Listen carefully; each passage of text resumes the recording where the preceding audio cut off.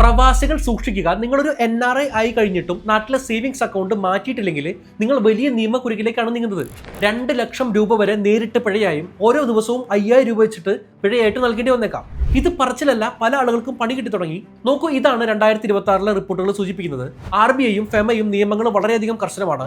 എന്താണ് ഇതിലെ യഥാർത്ഥ പ്രശ്നമെന്ന് വിശദീകരിക്കാം. ഇന്ത്യയിലെ നിയമം അനുസരിച്ച് ഒരാൾ പ്രവാസിയായി കഴിഞ്ഞാൽ അയാൾക്ക് നാട്ടിൽ സാധാരണ സേവിങ്സ് അക്കൗണ്ട് കൈവശം വെക്കാനുള്ള അനുവാദമില്ല.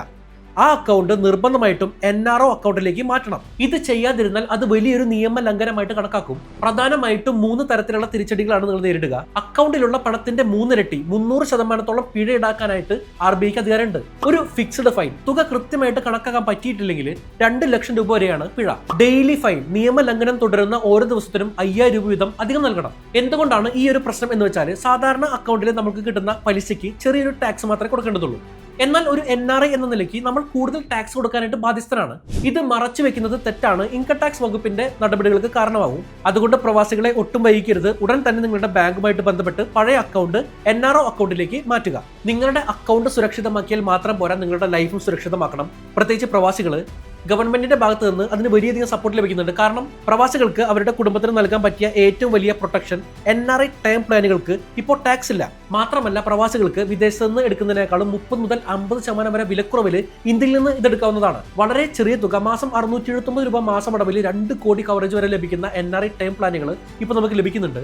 എന്റെ ബയോയിലുള്ള ലിങ്ക് വഴി ഇന്ത്യയിലെ വിവിധ കമ്പനികളെ കമ്പയർ ചെയ്ത് എടുക്കാനും പറ്റും. ദിവസവും ചെറിയൊരു തുക മാറ്റി വെച്ചാൽ നമ്മുടെ ഫാമിലിയും സേഫ് ആണ്. ഇതിന്റെ കൂടെ റൈഡർ ഓപ്ഷൻ കൂടി ആഡ് ചെയ്യുകയാണെങ്കിൽ ക്യാൻസർ പോലുള്ള മാരക രോഗങ്ങൾ വന്നാലോ ആക്സിഡന്റ് പോലുള്ള ഡിസബിലിറ്റി വന്നാലോ ഒക്കെ നമുക്ക് കവറേജ് കിട്ടും. അവിടെ എന്തെങ്കിലും സംശയങ്ങൾ ഉണ്ടെങ്കിൽ മലയാളത്തിൽ കസ്റ്റമർ കെയർ സപ്പോർട്ട് കിട്ടും. പിന്നെ വാർഷിക പ്രീമിയം ഒന്നിച്ചടച്ചാൽ 5% വരെയും ഡിസ്കൗണ്ട് കിട്ടും. ക്ലെയിം സമയത്ത് നിങ്ങളെ സഹായിക്കാൻ ഒരു ഡെഡിക്കേറ്റഡ് റിലേഷൻഷിപ്പ് മാനേജറും ഉണ്ടാകും. ആ സമയത്ത് ഡെത്ത് സർട്ടിഫിക്കറ്റ് പോലുള്ള ഡോക്യുമെന്റ്സ് സബ്മിറ്റ് ചെയ്താൽ മതി.